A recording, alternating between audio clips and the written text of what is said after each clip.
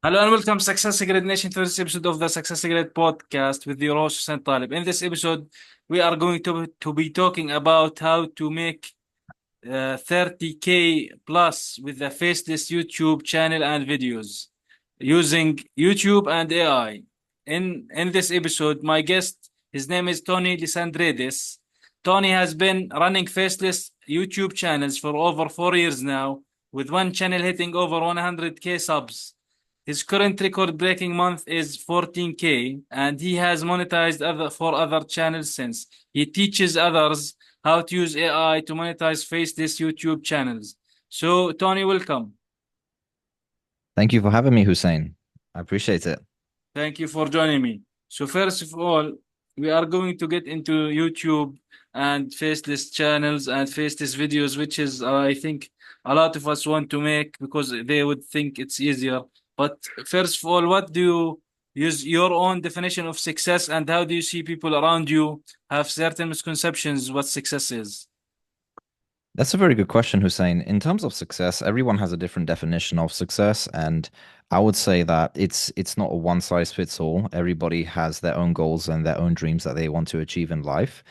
And I would say that whatever your highest values are, there's this book I read recently. It's called The Values Factor, and it talks about understanding what you truly value and living up to your values. And when you do that, what happens is um, when you truly live up to what you value, you begin to live a very fulfilled life. So if you really value cars and you're driving your dream car and you're selling cars and you're living your life around that thing that you really value, then you are a successful individual. You don't have to be a millionaire. You don't have to have 100 girlfriends.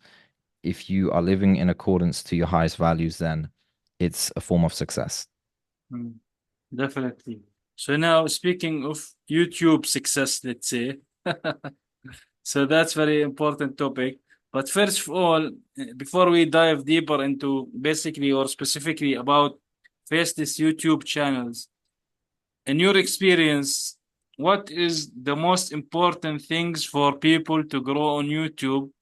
And is it important to, let's say, maybe specify a niche, the general overview of YouTube success in your experience?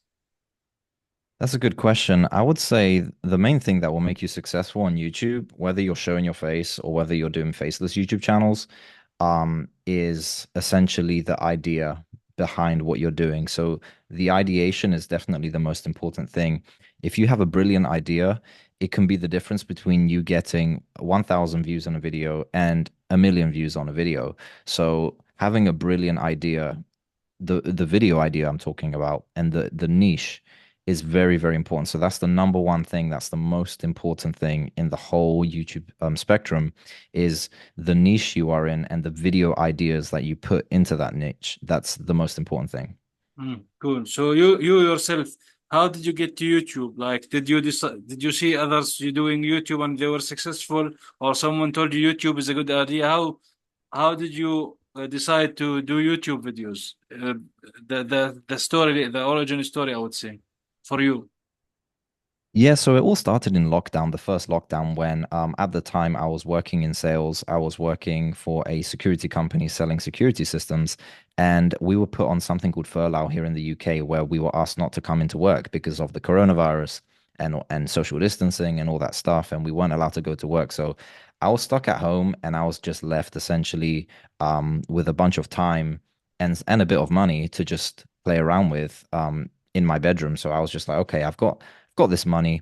I've got a bunch of time now that we're in lockdown. What can I do? So what I ended up doing is actually it was like 3 a.m. in the morning and I was scrolling through I think it was Instagram or it was Facebook or something.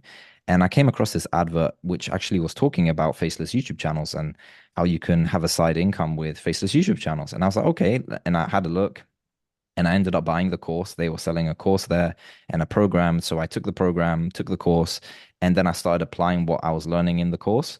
And then essentially what then happened was I after 8 months, my YouTube channel's monetized. So my strategy was just looking at trends, looking at what videos were going viral, and I was just doing similar videos to videos that were already hitting tens of millions of views. And then my videos started getting tens of millions of views. And within eight months, my first YouTube channel got monetized. Now 8 months is actually a long time to have a monetized channel because right now, um, the average time that takes me to monetize the channel now, with my experience, is around 30 days, so 1 month. So, but because I was a beginner back then, I didn't know how to do it. So I was just figuring things out, making a bunch of mistakes, um, which cost me a bunch of money, a bunch of time, and a bunch of energy. But after 8 months, I then got monetized, started making a bit of money on the side with YouTube, and then eventually it started to pick up. And then it went from $200 a month to $500 a month to $1,000 a month, and then it went to $5,000 a month, and then we hit the $14,000 month, and then it just went on from there. And then I just started to go into different niches and monetize different YouTube channels, and yeah, and then after I had a bunch of people reach out to me saying they wanted me to, when they found out what I was doing, people would reach out to me, ask me to teach them how to do this.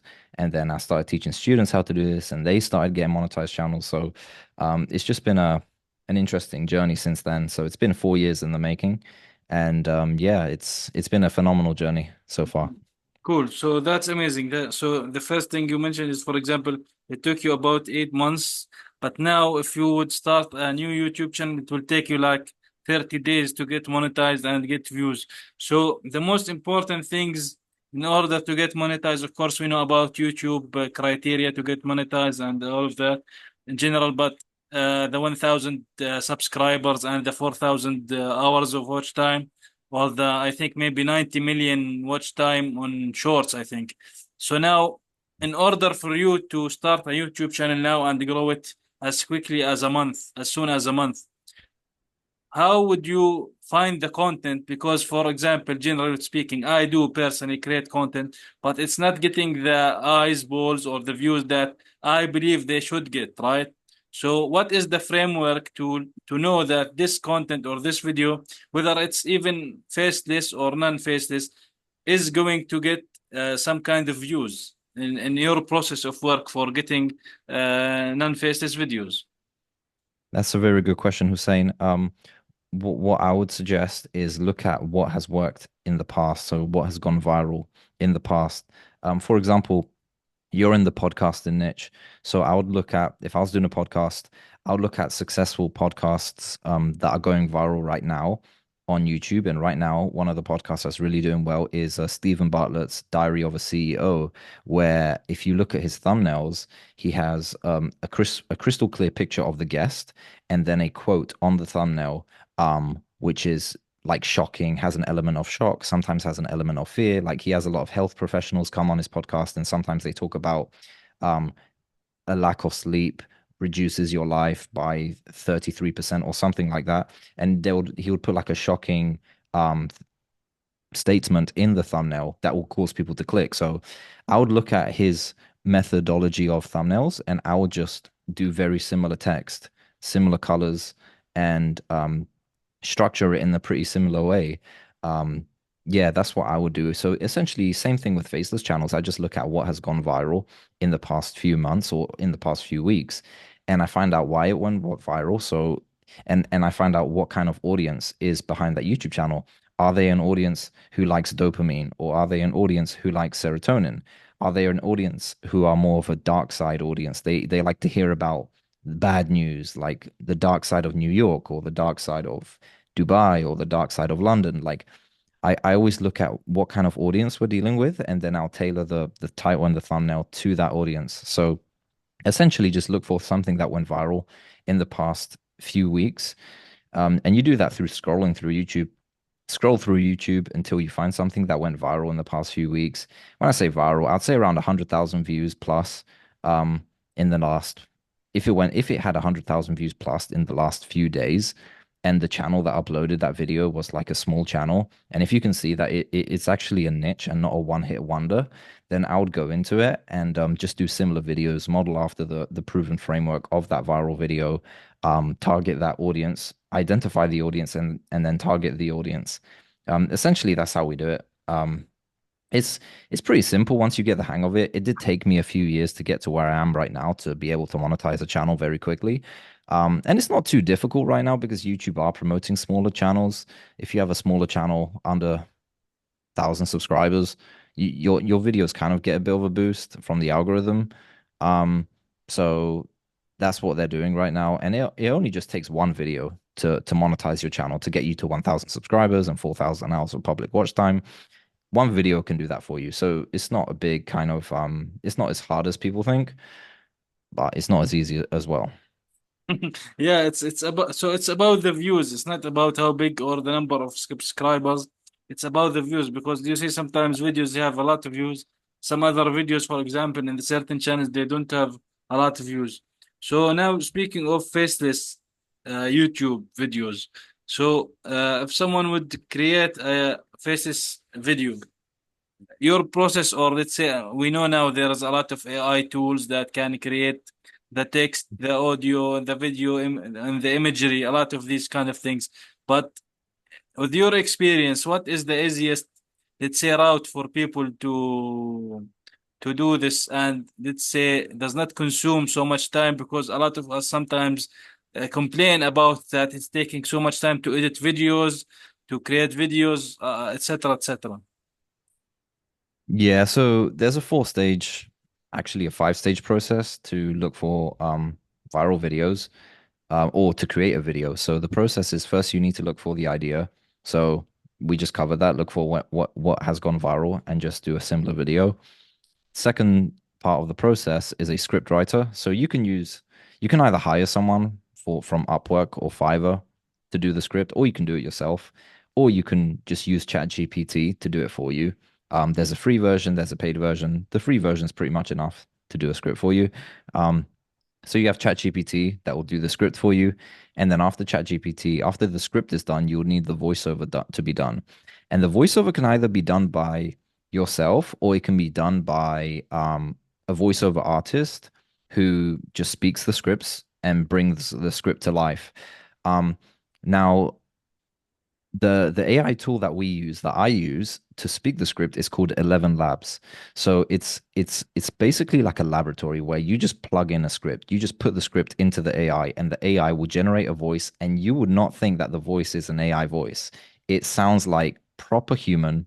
The quality is really sound, very crisp, and you wouldn't think it's an AI voice. So essentially, yeah, so 11 Labs is a really good AI tool.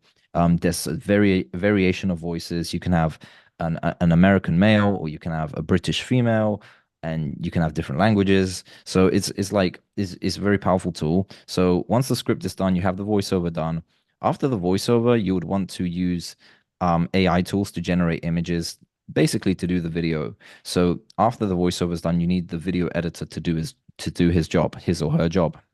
So the video editor will put footage together. He can either use DALL-E to produce images, or Midjourney AI to produce images, or Stable Diffusion to produce the images. And once those images are produced, he can put them together with background music, graphics, and make the video look really nice. And so that's that part done. There's also an AI tool called InVideo, which is like it helps you with editing. So that's another AI tool that we use in video AI. And then after that, we have the thumbnail. So the thumbnail essentially is the thing that people need to see before they click on the video. So essentially, when you scroll through YouTube, for people listening to the podcast that doesn't know what a thumbnail is, it's pretty much like a book cover. So when you scroll through YouTube, you have the title of the video that explains the video, but then you also have the image that explains the video, and the image essentially just depicts what the video is about. And you need a quality thumbnail that is not just a good image, because a good image doesn't make people click. What will make people click is something that will spark curiosity, that will trigger emotions, whether that be fear, whether that be curiosity, whether that be um, joy, like excitement, dopamine. So essentially, that's what you would want to do, is have a graphic designer create a thumbnail for you, or you can use the AI tools such as Midjourney, put it into Canva, and then add text or add an arrow and do that. So that's the creation process of videos with AI tools that have recently come out. So there was a huge surge of AI in the last quarter of 2023, and now we're halfway through 2024, and it's a huge surge of the AI has. it has had its influence, put it that way. Yeah, definitely. AI has changed a lot of things. It made certain things easier, creating content easier. So it helped a lot of, I would say, content creators and video creators to push more out there, right? That's very important. So, but we, of course, when we talk about when we talk, for example, so people would know, like when we talk about the thumbnail, it's important the thumbnail to have a good one because people when they are scrolling, they would stop at it. And what you talked about also, let's say triggering some kind of joy, fears, or success, or whatever it is in the text, so people would click for it. That's interesting point. But also comes down to after people, if they clicked that video, it's important actually to have some kind of a good quality content because now there is so much, like I would say, maybe competition in the space, whether it's YouTube, any social network in general. So it's important to deliver high quality content as much as possible, which is, I think you would agree with, right? Yeah, 100%. It's all about quality. So gone are the days of farming videos and just throwing a bunch of spaghetti on the wall and hoping something would stick. That's the saying we say in the UK, or the shotgun approach, where you just blast a shotgun and you hope you hit somebody. So those days in YouTube are pretty much gone. It used to work, but it doesn't work anymore. So essentially, you would want to focus on quality. So that leads me on to my next point. So the idea of the video is the most important part of the whole process. But the second most important part of the process is having a really good script. And the script is not just designed to be to really hook the viewer, but it's more so to add a lot of value to the viewer. That's what's really gonna make you different to many people, is when you actually hook viewers and you you genuinely provide value to them. For example, like if you used to watch a video that told you about how to lose weight, and it told you something that you've never heard anyone ever talk about before, and you're like, oh my gosh, I've learned something amazing, so new, it's so simple to do, it's so easy. I mean, why isn't anyone else talking about this? When it's something like that valuable, where you start telling people about it without anyone telling you to tell people, you're just naturally talking about it, you're just talking to your friends and family about it because you just learned something really, really valuable. So that's the level of value that you want to deliver at. You want to really deliver something that people have never heard of before, and that really still it's something new to them, but it doesn't conflict with them. So something new, but really adds value to their lives, really aligns with their values. So yeah. Yeah. So do you believe that success in the YouTube game is a numbers game? Because eventually, like, uh, we need to do certain things. So some of us might actually do certain video that would think that they are a high quality, great thumbnail, great line, great text, but eventually would not get that much views as expected, because for whatever reason it is, right? Uh, so people should not be discouraged, right? They should create another video and another video. But in order, for example, like in you earlier when you talked about you can monetize a YouTube channel in like for example a month. In that period, 30 days, how videos would you usually upload? About 10. Um, Sometimes it doesn't take 10. Sometimes it's like the second upload that pops off and makes and hits the 1,000 views and the 4,000 hours of watch time. Um, so actually it won't even be 10. Sometimes it'll just be like 5 to 7 videos in the first month, and then that will just do it. Um, so yeah, it's in a sense it's more of a quality game than a numbers game, but numbers do play a part. And here's why. The way I like to explain it when I explain it to some of my students is you want to post 10 videos in a month. So 10 quality videos. You don't compromise on quality, never. So every month, push out 3 to 4 videos a week, um, minimum 10 videos a month. So once you push out 10 videos a month, you won't have success with every video that you post. And that's just a pill that you need to swallow. That's just something you need to understand. Not every video that you're going to upload is going to go viral. So what you would want to do is you would want to treat every video as if it needs to go viral, and put your heart and soul into every of those 10 videos. And out of those 10 videos that you upload in a month, not all of them will make you money, but you might have three of them that do make you money. And out of the three that do a bit of money, you might have that one video that goes viral and pays for all 10 videos that you paid for. Because essentially, either you're doing the videos yourself or you're going to pay someone else to do some of the video, like the video editing. If you haven't got experience in that, you would want to hire someone to do that. So out of the 10 videos, three of them will do well. And out of the three that do well, those three will pay for the other seven as well with profits. So that's pretty much how the YouTube game works. It's a numbers game, but it's also a quality slash numbers game. So it's not just a numbers game, it's a quality slash numbers game, I would say. And it's pretty much yeah, it's pretty much the same in sales. So when I was in sales, we were taught about the numbers game as well. You ring 100 people on the phone, and out of 100 people, you would have 10 people who are interested. Out of the 10 people who are interested, you'll have three people who are really good leads. And out of the three good leads, you have one close, one sale. So that's essentially how everything works. It's pretty much a numbers game in everything in life, um, even if you're going on dates, you can ask a bunch of females out to go on a date so that you can find a wife. And then 100 might say no, 10 are interested, three go on dates, one of them is your wife. So it's pretty much a numbers game in anything, essentially. Mm. So speaking earlier about the, let's say, the research phase, do you think is the best way to do that inside of YouTube, or do you think that there are also good tools, like, for example, some people might use Google search for certain terms and see the questions there and think that this is a good idea to get ideas for title video, or, for example, websites like Answer the Public, or do you think the best place is within YouTube itself? I would say YouTube itself. I would say you can look at other platforms, but you have to be careful because if you look at other platforms like TikTok, TikTok has very different, a slightly different audience to YouTube because they're more of a short form kind of short attention span audience who just scroll and just watch videos that are like 30 seconds, 20 seconds long. So that's more of a very young audience. And most of the people on TikTok are like 12 years old and 15 years old and 20 years old. And yeah, you don't have a lot of older people on YouTube. I mean, on TikTok, and so YouTube is more. YouTube has all sorts of demographics. There's billions of users, um, but it's a different audience. There's a different type of people that go on TikTok and Facebook than on YouTube. So the best place to go viral on YouTube and the best place to do your research is on YouTube itself.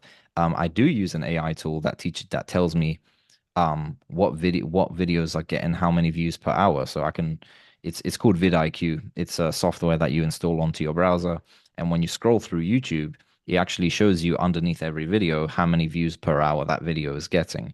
And when you can see that a video is getting like 1,000 views an hour and it was uploaded like 2 weeks ago by a very small channel, you know that that video is in the algorithm. It's still trending. The trend isn't dead, and you can do a similar video and just pivot off of that success. Hmm. Great, great idea. So, very insightful. So, what is the worst advice that have you ever heard or someone told you? The worst advice I would say is buy YouTube subscribers and buy YouTube views. That's the worst advice because some people do that. Some people have bot followers, they have bot views, bot subscribers. And the reason why they do that is because they want like a shortcut to get to the monetization phase. And they will actually get, YouTube will actually approve them of monetization because it's like, yeah, because they have the views and the watch hours. But the only problem is that once you have 1,000 bots that have subscribed to your channel, every time you upload a video, YouTube are going to promote your videos to those bots. And those bots are not going to click on your video. They're not going to watch your video. And that's going to tell YouTube that your video is crap. And so when YouTube sees that no one's clicking on your videos because they're bots, and they're gonna stop promoting your video. So your video is gonna die because of a bunch of bots. So the worst advice, and that's a really good question. What's the worst advice?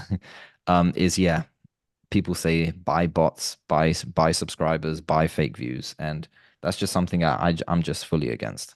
Yeah, I am totally with you. Know, it's a great perspective into things because when you push a video and you have a certain amount of subscribers and not even one view, that's a trigger for YouTube Exactly. to look at there's something wrong. So, Tony, where can people learn more about you and what you do and get in touch with you? Yeah, so I have a website. I'm gonna send you the website link should be down below. If people want to get in touch with me, you can just click on the website and then there is a section where you can book a call with me if you want to start your own YouTube automation journey. So yeah, or through my website. Awesome, awesome. Thank you very much, Tony, for joining me for this episode of the Success Grid podcast. Really insightful tips and insights into how to grow a YouTube channel, specifically for the people who do not wanna, let's say, have a face have they don't wanna they don't want to show their face in their YouTube, so they can have a faceless YouTube channel, which is also good, and also could apply to people in general who could want to grow their YouTube, which is very important. Thank you very much for joining me for this one. Thank you for having me.